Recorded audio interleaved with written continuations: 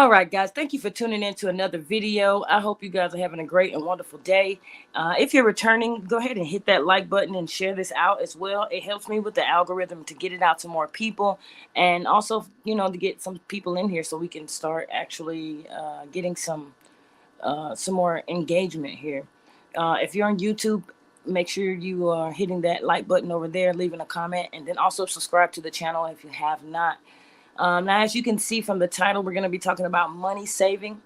And we all know it's not that hard to make money, right? We come into different ways of making money, but learning how to save that money and getting into the habit of saving that money is something that a lot of people kind of struggle with, because it's very easy to earn your money and then already have it spent in your mind, or find something to spend it on because of impulse shopping or impulse buying.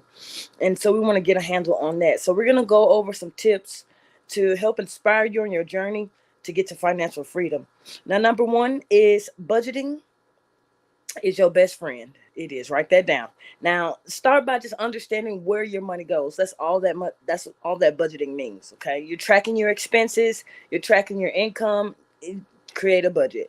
It's not restrictive. It literally liberating. And I'll tell you one reason we went over in another video. Well, I was letting you know, like, that budget, it tells you where your money's going, so you know that your bills are paid. That's less stress. You know that you're saving some money. That's less stress. You know that we're putting aside some money to pay off a debt, or maybe to further invest in the future. That's a lot less stress. So budgeting is definitely going to be your best friend.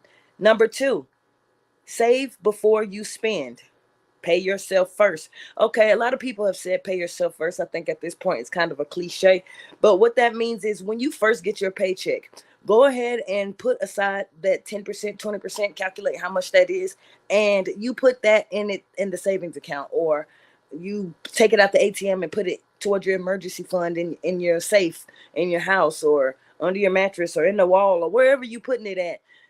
That is what they mean when they say pay yourself first. Okay, set aside a portion of your income for saving before you start spending on anything. I'm talking about before you pay your bills, before you go buy something that you just like, before you invest in something that you know about or are interested in. Always pay yourself first. All right, number three is the power of compound interest. Okay, start saving and investing early. Even small amounts can grow into a fortune over time. I was just looking at Dave Ramsey the other day, and he was saying how you could take $35 a month, the same $35 that some people spend on lottery tickets per month, and put into a mutual fund and have a higher chance of it growing in a mutual fund than you actually winning that lottery. And that's to eat. It depends on how you feel about the lottery. Some people put in a little bit of money and they come out with a whole lot. But who knows how much money they have had to invest into purchasing tickets in order to be able to do so. And so yeah, cut the clutter. That's number four. Do you really need that new gadget? Do you really need those new pair of shoes? Think twice before you buy. The impulse shopping got to stop. And look, I understand it's easy. I've fallen victim to that too. I'm not about to lie to you. I see something online because that's the easiest way to shop, or I'm out in a store and I see something, and all of a sudden in my mind, I not only want it, but I need it. You see, I had to tell myself to stop doing that. I had to learn to stop doing that because, one, your house does get cluttered. You'll turn around and you'll have 50 pair of shoes. You'll turn around and you'll have uh 30 pair of t-shirts, or not pairs, but 30 t-shirts, 20 pairs of pants.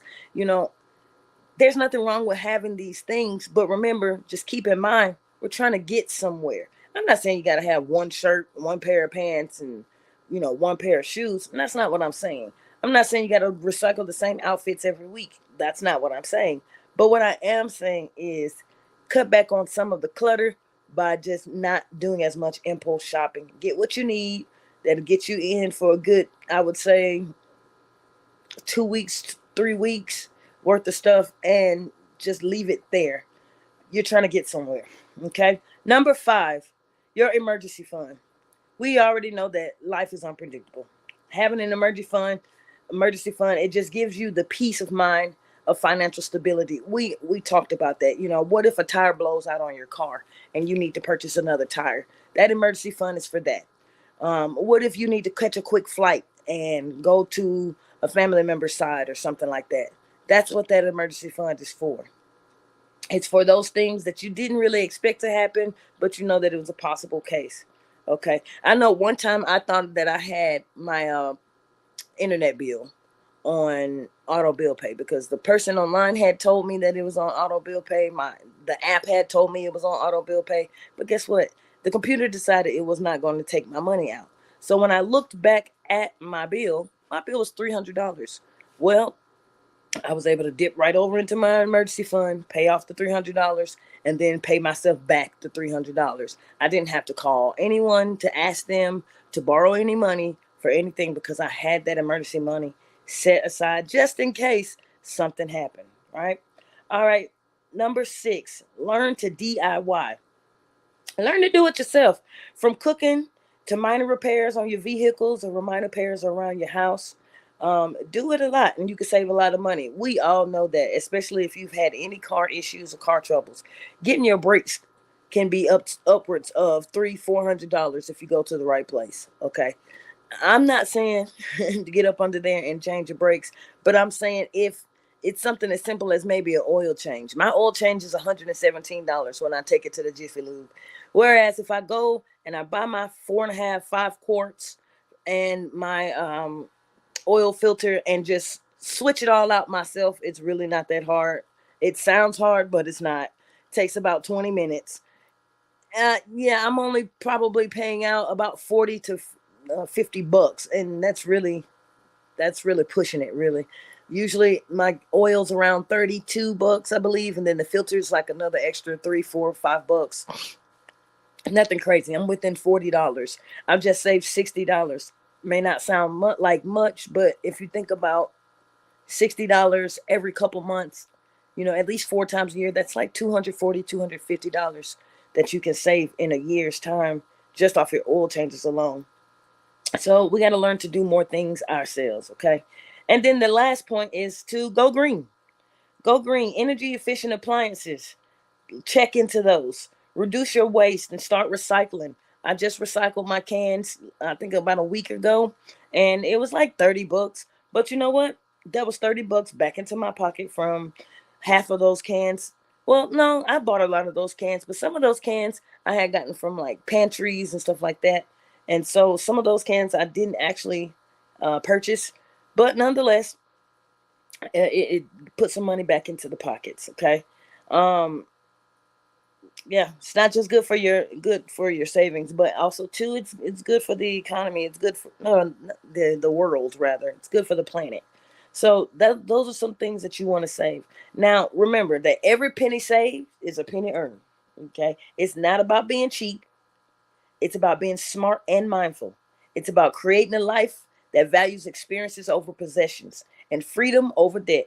So let's start this journey and let's inspire each other to save and live more, create a future that's financially secure and abundant.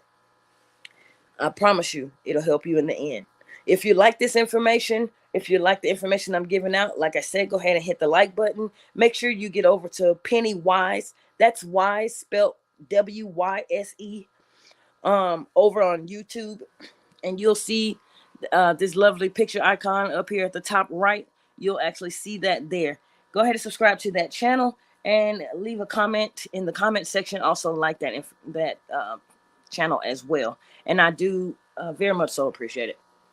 All right, guys, I got to get out of here, and I will see you guys on the next go round.